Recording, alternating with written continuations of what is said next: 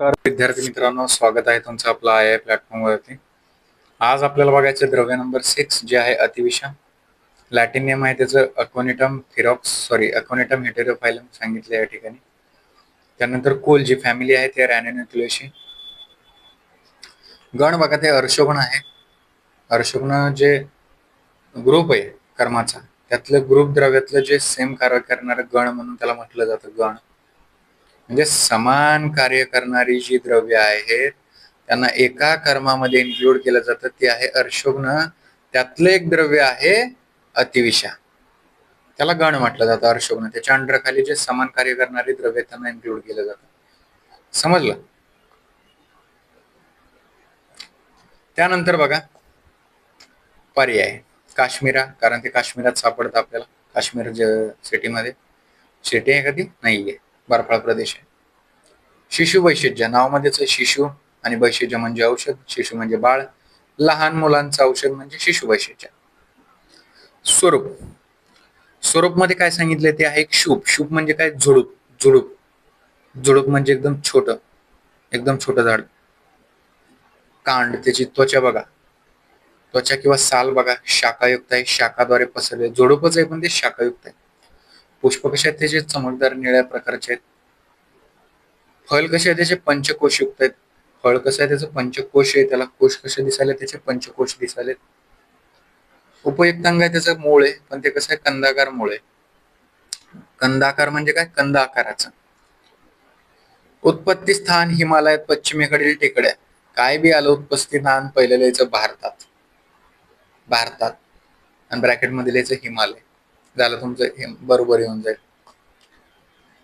तसंच आपण इंट्रोडक्शनच्या लेक्चर मध्ये सांगितलं होतं की जर क्वेश्चन मध्ये तुम्हाला रासायनिक संघटन विचारलं जाईल, नॉर्मली विचारतात नाही, त्याची ट्रिक सांगितली होती आपण. जर कोणतंही द्रव्य शीत आणि उष्णवीर्य असेल तर त्याच्या बेसिसवर आपण या गोष्टी लिहू शकत होतो की ते रासायनिक संघटन कोणतं आहे. जर उष्णवीर्य असेल तर त्याच्यामध्ये काय सापडतं? बीटा सिस्टेरॉल, टॅनिन, सॅपोनिन वगैरे अशा गोष्टी त्या ठिकाणी आपण सांगितल्या होत्या. उत्पत्ती स्थान झालं आपलं. रसपंचक बघा, ह्याची ट्रिक आहे. आता दोषघनता आपल्याला काढायची असेल तर आपल्याला रसपंचक माहित पाहिजे. चला, रसपंचक काय, कोणतं द्रव्य चालू आहे आपलं? अतिविषा. अतिविषावरून त्याचं नामकरण केलं आपण अतिवेशा. वेशा, वेशा अलग समजा काढू नका, अतिवेशा समजून घ्या. रस, वीर्य, विपाक. चला सांगा आता तुम्ही कसं सांगताल तिकडून बघा फक्त. आता अतिवेशा, रस काय येते रस मध्ये बघा. आता मी सांगितलं होतं वेलांटी असेल पहिली दुसरी तर काय सांगायचं? तिक्तरस आहे. काय तत्वला पहिली वेलांटी आहे तिक्तरस आहे का? तिक्तरस आहे बघा, इथं तिक्तरस दिलाय. कटोरस कधी सांगितलं होतं? वर वर वर दिलंय बघा. वर हे काय असते? हे दिलंय असं स्ट्रक्चर, त्याला काय म्हणतात? कटोरस.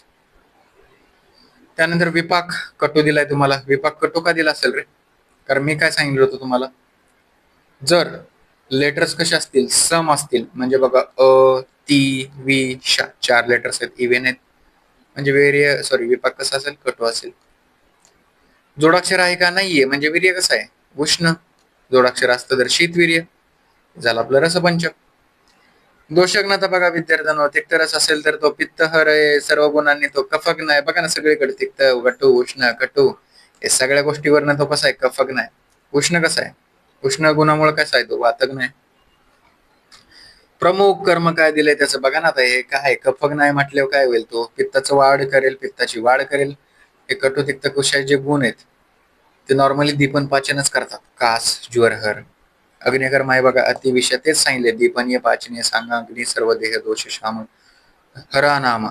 सर्व दोषाचं काय करतोय? तो हरण करतोय. बघा नाही तर पित्तहर आहे, कफहर आहे, वातहर आहे. तिन्ही दोषांचं काय करतोय? हरण. म्हणून काय म्हटलं? दोष, त्रिदोष, सर्व दोष हरानामा. अग्निकर्म सांगितले त्या ठिकाणी. मात्रा तुम्हाला या ठिकाणी 1 ते 3 ग्राम सांगितली, काय पण घ्या. फक्त ते काय पाहिजे? अतिविषाची सांगतोय. कल्पा सांगितलं अतिविषादी चूर्ण. अशा प्रकारे आपलं अतिविषा द्रव्य कंप्लीट झालेलं आहे. विद्यार्थी मित्रांनो, कोणतंही द्रव्य असू द्या त्याच्यामध्ये तुम्हाला ऍज अ डॉक्टर काय लक्षात ठेवायचंय? रसपंचक लक्षात ठेवायचंय. त्याच्यावरून तुम्हाला काय लक्षात ठेवायचंय? त्याची दोषग्नता, मुख्य कर्म, अग्निकर्म या गोष्टी लक्षात ठेवायच्या आहे. तर भेटूया आपण नवीन द्रव्याच्या लेक्चरमध्ये.